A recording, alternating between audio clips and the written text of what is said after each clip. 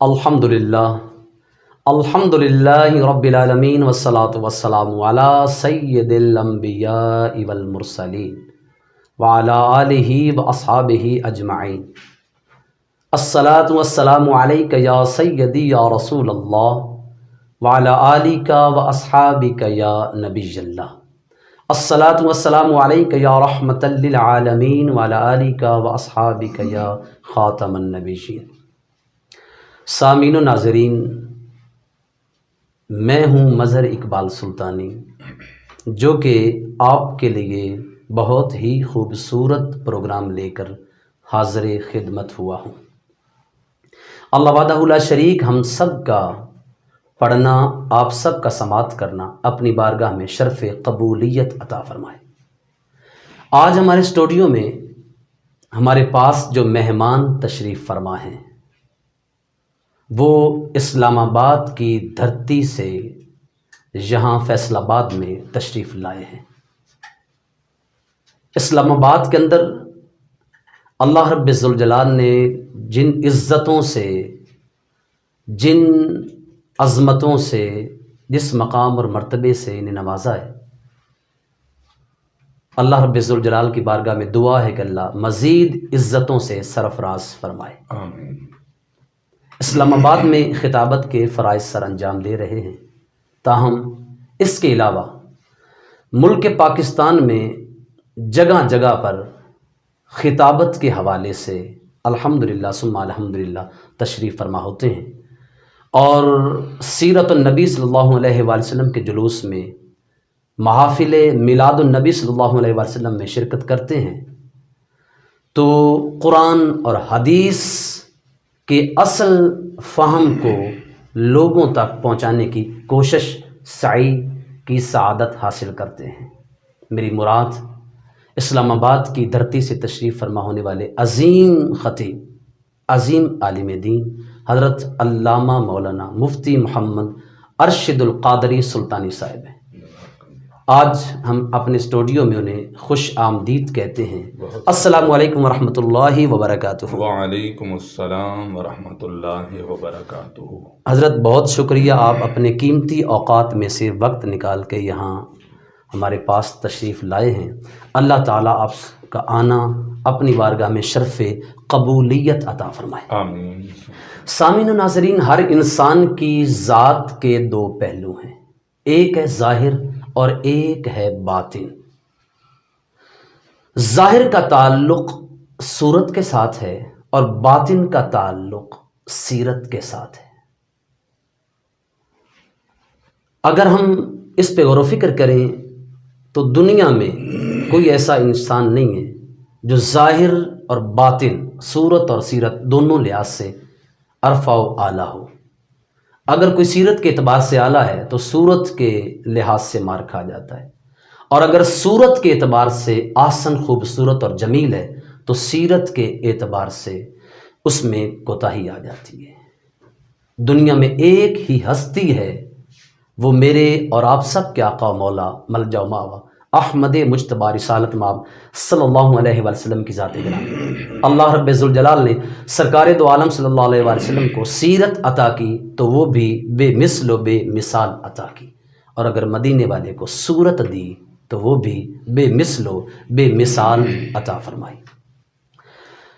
آئیں ہم اپنے مہمان کی طرف بڑھتے ہیں، اور میں عرض کروں گا حضرت سے کہ آج چونکہ ہمارے اسٹوڈیو میں تشریف فرما ہوئے ہیں اور سامعین آپ کو سماعت کرنا چاہتے ہیں، تو نبی دو جہاں صلی اللہ علیہ وسلم کی شان، عظمت، آپ کی سیرت، صورت یا آپ کے تذکرہ میلاد کے حوالے سے جس طرح آپ پسند کرتے ہیں، آپ ضرور ہمارے سامعین کو معزوز فرمائیں۔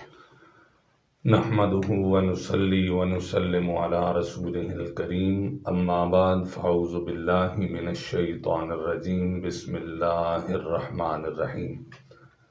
کلا نقص علیک من انباء الرسل ما نثبت به فؤادک، صدق اللہ مولانا العظیم۔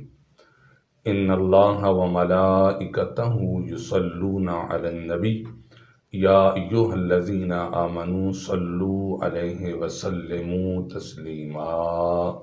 الصلاۃ والسلام علیک یا سیدی یا رسول اللہ وعلی آلک واصحابک یا سیدی یا حبیب اللہ۔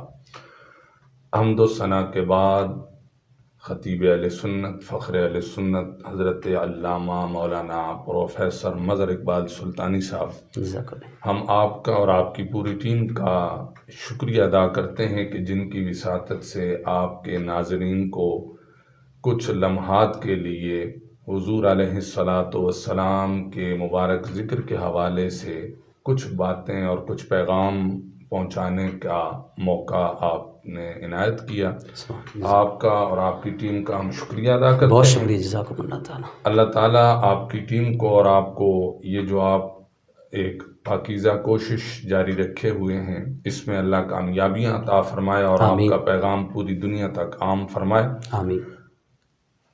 قبلہ علامہ صاحب، جیسا کہ حضور علیہ الصلاۃ والسلام کی ذات کی بات ہے تو پوری دنیا میں مختلف مذاہب اور مختلف لوگ بستے ہیں، لیکن جہاں تک اگر صرف انسانیت کی بات کریں تو صرف انسانیت ہی نہیں بلکہ پوری مخلوقات، اس کا تعلق چاہے چھوٹی سے چھوٹی مخلوق ہو یا بڑی سے بڑی مخلوق ہو، ہر ایک مخلوق حضور کی آمد پہ خوشیاں مناتی ہے۔ واہ واہ، بے شک۔ اور ہر چیز حضور سے محبت کا اظہار کرتی ہے، جیسا کہ امام جلال الدین سیوطی نے اور دیگر محدثین نے اپنی اپنی کتب کے اندر یہ بات لکھی ہے کہ جب حضور علیہ الصلاۃ والسلام کی ولادت باسعادت کی پاک اور مقدس گھڑیاں آئیں تو مشرق والی چونٹیاں مغرب والیوں کے پاس جا رہی تھیں، مغرب والی مشرق والیوں کے پاس جا رہی تھیں،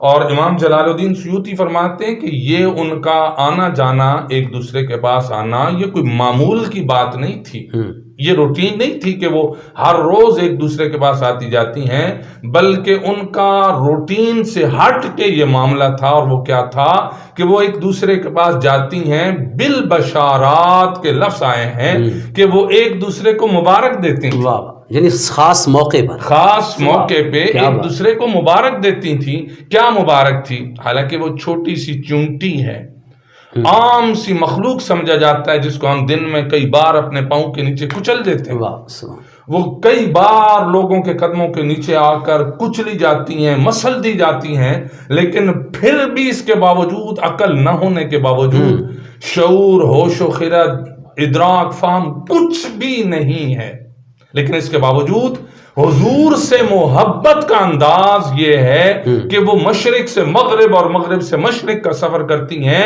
اور خوشی کا اظہار کرتے ہوئے ایک دوسری کو کہتی ہیں تمہیں مبارک ہو آمنہ کا لال تشریف۔ سبحان اللہ، سبحان اللہ۔ اور اسی طرح دریاؤں کی بات محدثین نے لکھی ہے، بات زیادہ بڑھ جائے گی، میں مختصر بات کرنا چاہ رہا ہوں کہ دریاؤں کے اندر جتنے بھی دریاؤں سمندروں کے اندر مخلوقات رہتی ہیں، وہ بھی ایک دوسرے کے پاس آتی جاتی ہیں، حتیٰ کہ ہواؤں، فضاؤں کی بہاریں یہ الگ ہو گئیں، آسمان کی سجاوٹ، چاند کی روشنی، سورج کی روشنی، یہ سارا کچھ تبدیل ہو گیا۔ کیوں؟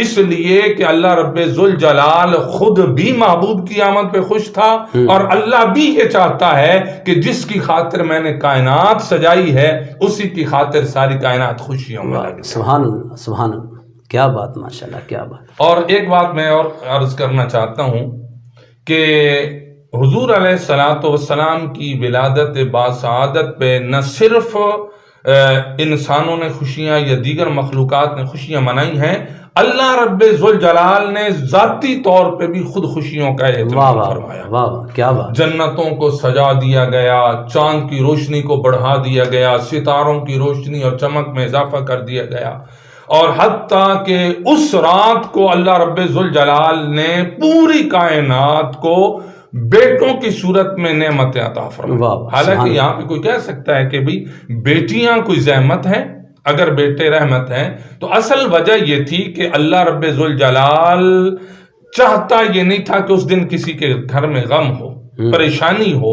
زمانہ جاہلیت تھا، حضور نے بعد میں عورتوں کو، بچیوں کو عزتیں دینی تھیں، بعد میں ان کو شان اور مقام اور عزت عطا کرنی تھی، وہ بعد کا معاملہ تھا. لیکن اللہ چونکہ اس وقت زمانہ جاہلیت تھی، اگر کسی کے گھر میں بیٹی آ جاتی تو وہاں پہ ماتم بچ جاتا، صف ماتم بچ جاتی، لوگ غصے کا اظہار کرتے، پریشانی کا اظہار کرتے. لیکن اللہ نے کہا کہ اس رات کو کسی کو بیٹی نہیں دینا، بیٹی تب دوں گا جب کائنات اور زمانے کو بیٹی کی عزت سمجھ آ جائے گی، مقام و مرتبہ سمجھنے لگیں گے تو ان کو بیٹی دی جائے گی. ابھی یہ بیٹی کی عزت سے واقف نہیں، ابھی ان کو بیٹی کا مقام پتہ نہیں، ان کو عزت اور وقار کا پتہ نہیں ہے.